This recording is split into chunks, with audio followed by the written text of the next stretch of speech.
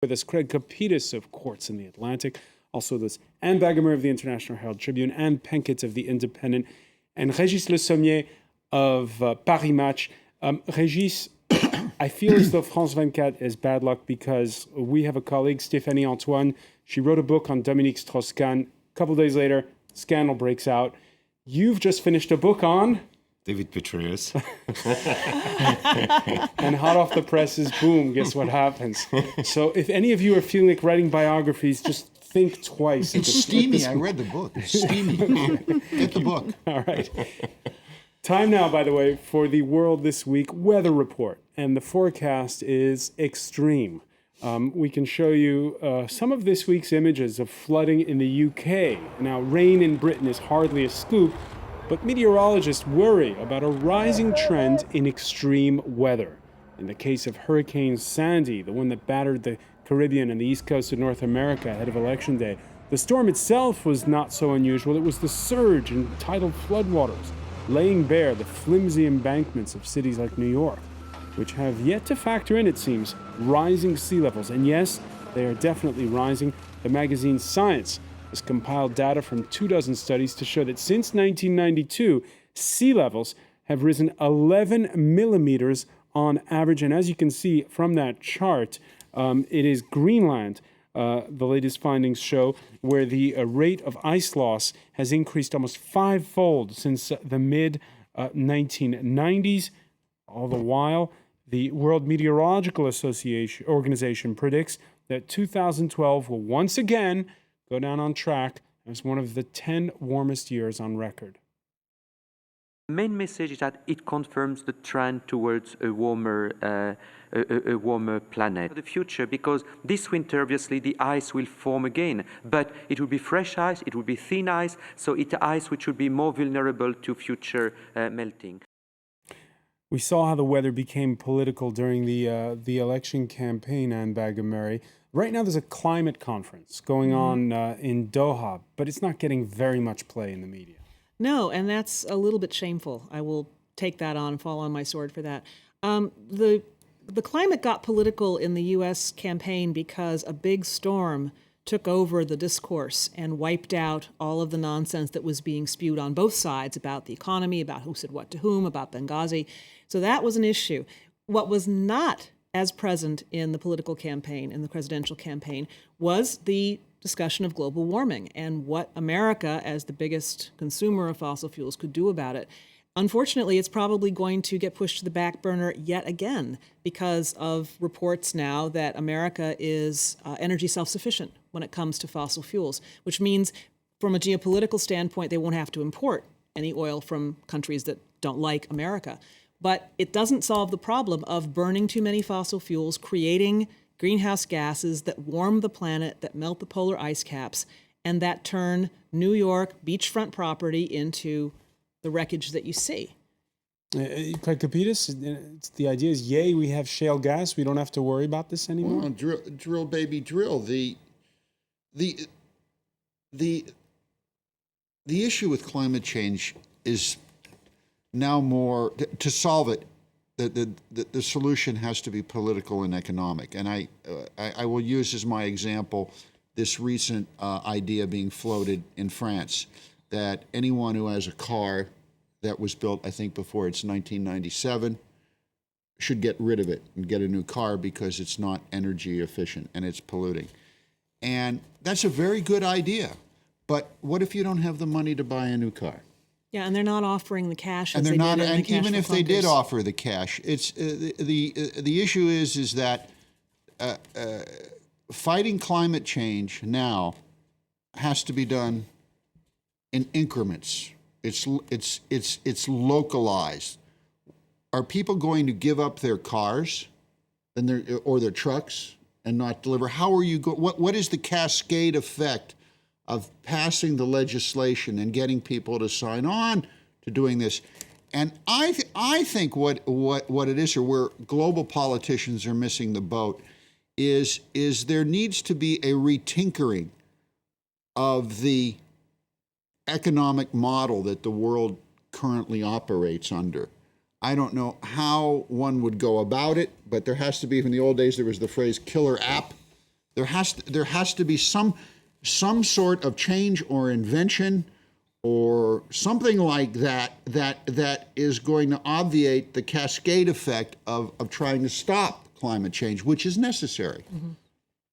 I think that's interesting, Craig, but I think that we should not let the number one or the number two polluters in the planet, i.e. the US, off the hook. And I would disagree with you on that, Anne. I get the impression after the election that Obama feels that he can move forward on this, actually, in terms of a carbon tax, which is something now that there does seem to be some movement, even with the Republicans, on which had previously been off the table.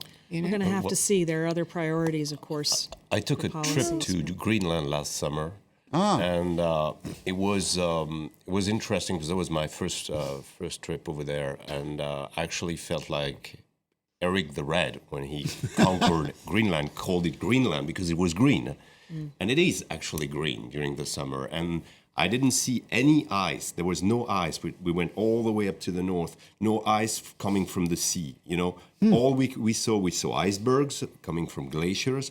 But the NASA, by this time, it was in August, NASA had found out that almost the entire ice cap of Greenland had disappeared, and it was the first time it happened.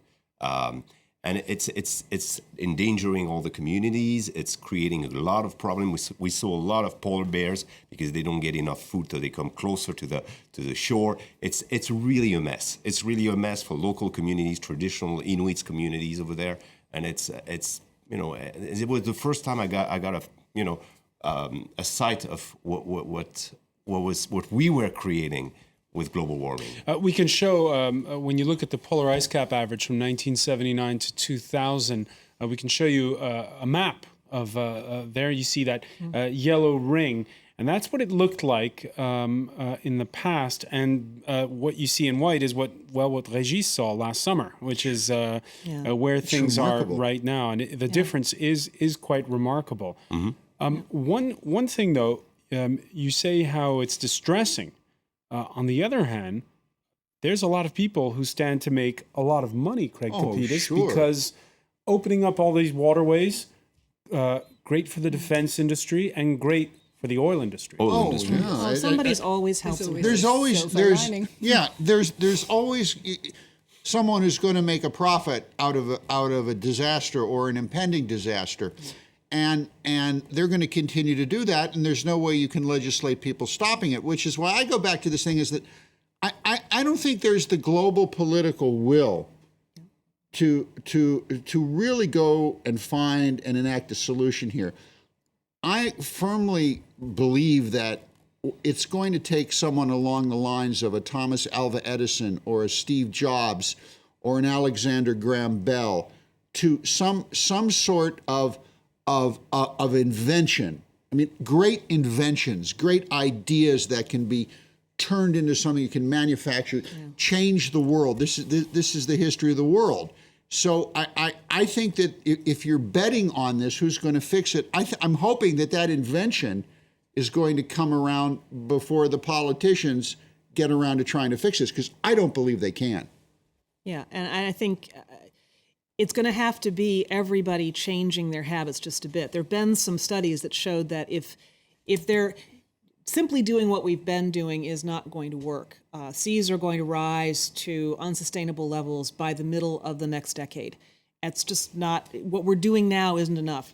Greater efforts have to be made. But the question is it a big bang? Is it an invention that changes the world? What is it? Or is it everybody giving up their car, or everybody giving up their car for half the time, and then the next generation does it more? It's an enormous solution, and I completely agree with you. There needs to be a visionary who can see the solution.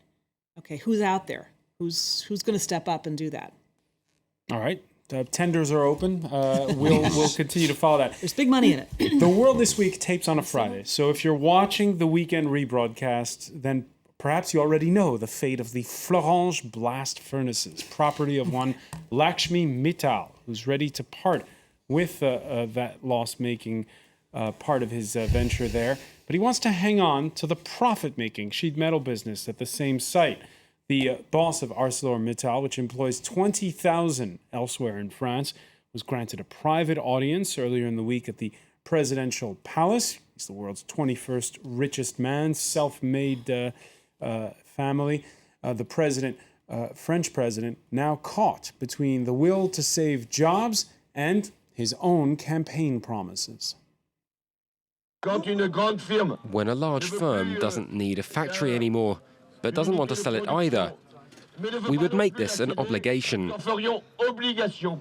Now, at the heart of all this, the maverick industry minister, or as he's called, I always forget, it's the minister for...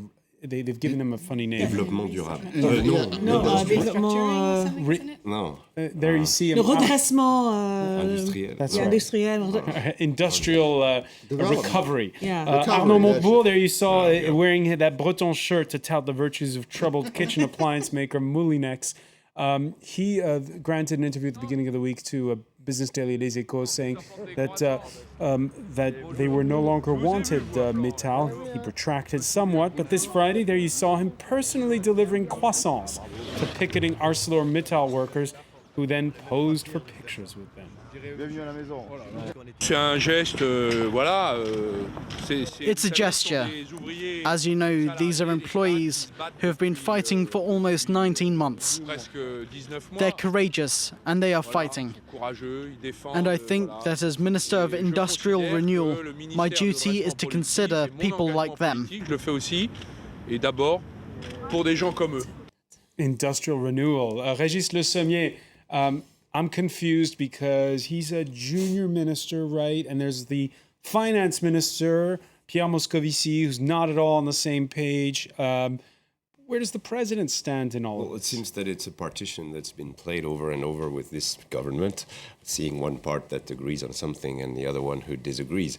Arnaud Montebourg has a tradition of being, very outspoken, and sometimes, he's a lawyer and a lawyer at heart. So he does, this big grand gesture. Right now, I think he's managed to put the president on very uncomfortable position. Been fighting for jobs on one side, and So this is not something that's carefully orchestrated. This is Montebourg getting ahead of the president. It has to do with Hollande's style, contrarily to Sarkozy, where everything was concentrated in Palais de l'Élysée. This time around, you have ministers that have a lot more powers, and that are a lot more outspoken than they used to be.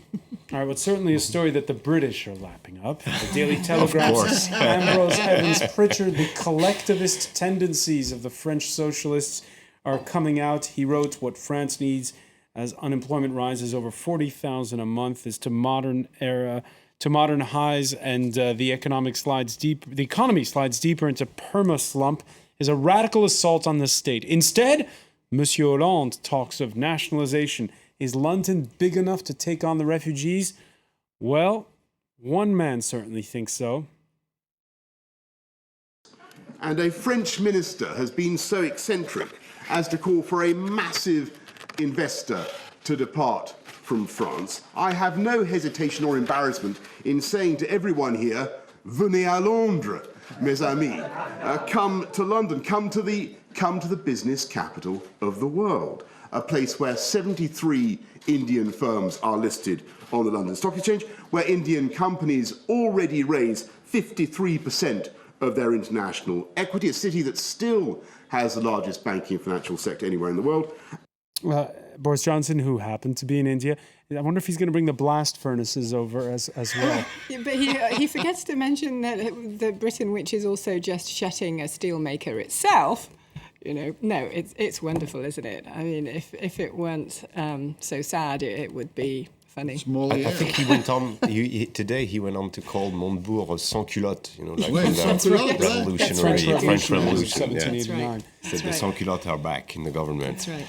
But it's for the public image of France. This is just fodder for the British at a time when. Of course, yes, and it's not the first time, is it? I mean, I remember David Cameron not so long ago, after an earlier gaffe, saying we will roll out the red carpet for anyone. This was for the 75,000 euro tax scheme, which is now coming. Yeah, Cameron was saying, come over. But what is the message here to investors in France? And that is pretty disastrous, isn't it? Oh, there's no question about it. I mean, you really do have to ask, what are they smoking? You mentioned decentralization of the government and of the spokespeople. It's just horribly disorganized. First, you've got the prime minister saying they're going to put the 35-hour week on the table, and everybody got upset about that. Now you've got the industry minister saying that nationalization is a perfectly reasonable way to go for something. Unbelievable. There was a story in this morning's Herald Tribune, if you saw it. Once they let the genie out of the bottle for nationalization, other companies are asking for it. The Saint-Nazaire shipyards, which have had problems keeping people employed, they're saying, hey, look, if the government's promising to nationalize and therefore employ all of us, we're next. Please come consider us. Who's going to come out after that? It's an insane way to manage an economy in a globalized world. But Régis Le Sommier, François Hollande went to all the right schools. He knows the economy. He knows the economy. Give me a break. Him and his government of graduate students. Francois, Monsieur Hollande, you need to come here and talk to us. Look. What people need to realize about François Hollande, who I am sure is a very fine young man, is that very funny too. And great. Maybe you should have a comedy show. Put him on one of the. He has one. Called he has a collection of jokes. The point is that Hollande is a dyed-in-the-wool, old-school socialist. He, I believe, sees no problem in nationalizing. Well, I think it's a bit far-fetched. His ministers are out there saying that. Hollande belongs to a tradition of social democracy. He's not a Marxist at heart. I didn't use the word. He was a follower of Jacques Delors at the beginning of his career. He's a social democrat. He was never a Marxist. I mean, Montebourg is pretty much closer to Marxism. Yeah, but Hollande's running this country, and he's letting Montebourg run around and say this kind of stuff, which is scaring the bejesus out of businessmen who want to come and invest here. All right, so the ball is definitely in his court. It's a story we will continue to follow. I want to thank you, Craig Kapitas, Anne Penkett, Régis Le Sommier, and Bagger Murray, and thank you for being with us here for The World This Week.